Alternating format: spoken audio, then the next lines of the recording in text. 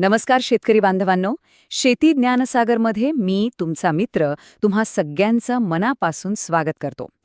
आपलं हे चॅनल खास आपल्यासारख्या शेतकरी बांधवांसाठी आहे, जिथे आपण शेतीतल्या प्रत्येक लहान मोठ्या गोष्टीवर अगदी सोप्या आपल्या भाषेत बोलतो. तर आज आपण एका खूप महत्त्वाच्या विषयावर बोलणार आहोत, तो म्हणजे कडधान्याचा बाजार. सध्या बाजारात तुरीला एकदम चांगला भाव मिळतोय, पण हरभऱ्याचे भाव मात्र खाली आहेत. असं का होतंय, यामागची कारणं काय आहेत, हेच आज आपण एकदम व्यवस्थित समजून घेणार आहोत.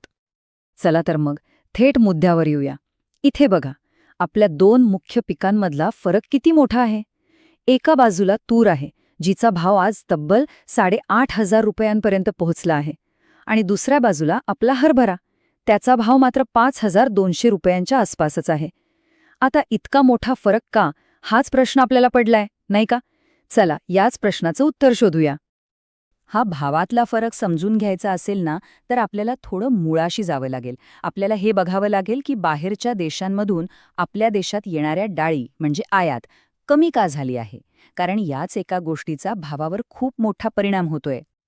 यातलाच एक महत्त्वाचा शब्द आहे आयात शुल्क.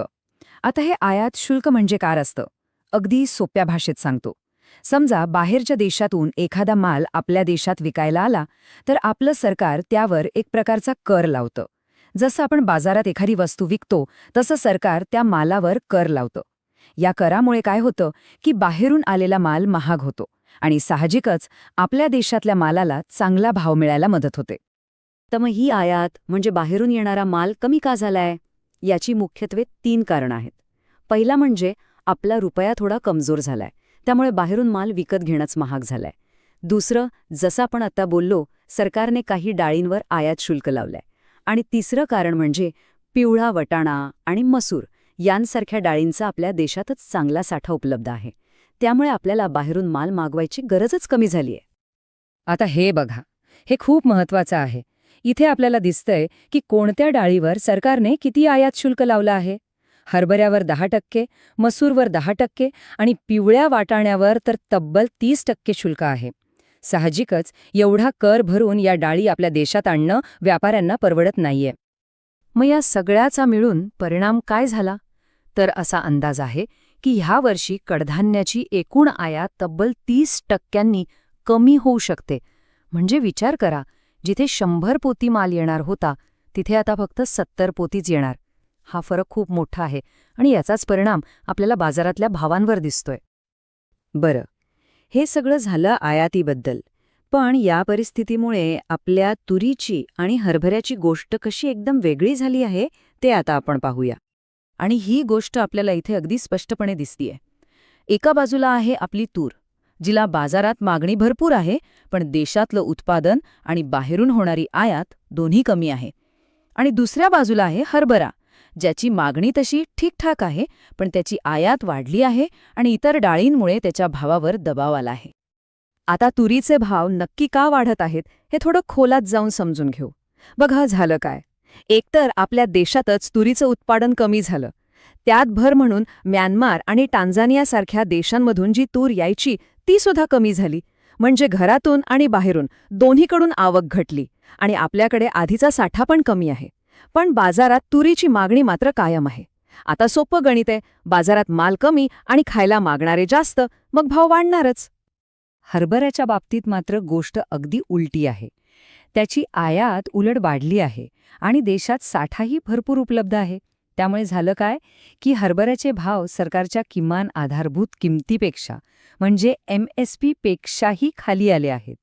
बाजारात माल जास्त झाल्यामुळे भावावर दबाव आला आहे. ठीक आहे, बाजारातली ही परिस्थिती तर आपण समजून घेतली. पण मग आता सगळ्यात महत्त्वाचा प्रश्न, की आपण शेतकरी म्हणून काय करायचं? आपला माल कसा आणि केव्हा विकायचा? तुरीच्या बाबतीत ना, एक हुशारीचं काम करायचं. सगळा माल एकाच दमात विकायची घाई करायची नाही. टप्प्याटप्प्याने विक्री केली तर जास्त फायदा होऊ शकतो. उदाहरणार्थ, भाव जेव्हा 8,200 रुपये होईल तेव्हा थोडा माल विका.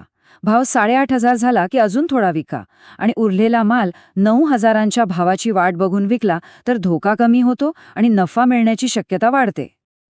आता हरभऱ्यासाठी काय, तर इथे सगळ्यात पहिलं आणि महत्त्वाचं काम म्हणजे सरकारी खरेदीसाठी नोंदणी करणं.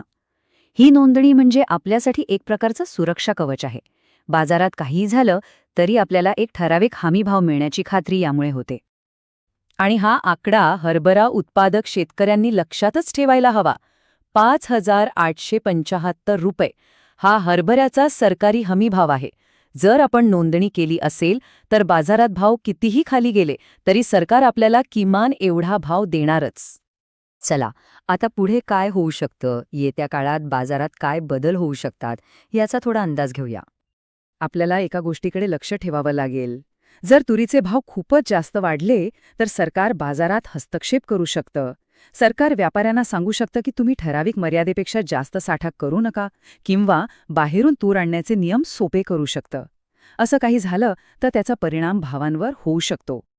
तर एकंदरीत भविष्याचा अंदाज घेतला तर तुरीचा बाजार मजबूत राहील असं दिसतंय आणि भाव तेजीत राहण्याची शक्यता आहे. तर दुसरीकडे हरभऱ्याच्या भावात सुद्धा सुधारणा होईल, पण ती खूप हळूहळू आणि सावकाश होईल. त्यामुळे थोडा धीर धरावा लागेल. ह्या सगळ्या चर्चेनंतर एक महत्त्वाचा प्रश्न आपल्या सगळ्यांसमोर उभा राहतो. तो म्हणजे जर एकाच वेळी एका पिकाचा बाजार तेजीत असतो आणि दुसऱ्या पिकाचा मंदावलेला असतो तर मग भविष्यात आर्थिक नुकसानीपासून वाचण्यासाठी आपण पिकांची निवड कशी करायला पाहिजे, कोणत्या पिकावर किती अवलंबून राहायचं यावर विचार करणं खूप गरजेचं आहे. तर शेतकरी बांधवांनो, आजच्या या भागात आपण तूर आणि हरभरा बाजाराबद्दल सविस्तर माहिती घेतली. ही माहिती आपल्याला उपयोगी वाटली असेल तर या व्हिडिओला नक्की लाईक करा, आपल्या इतर शेतकरी मित्रांपर्यंत पोहोचवण्यासाठी शेअर करा आणि हो, आपल्या शेती ज्ञान सागर चॅनलला सबस्क्राईब करायला अजिबात विसरू नका. धन्यवाद.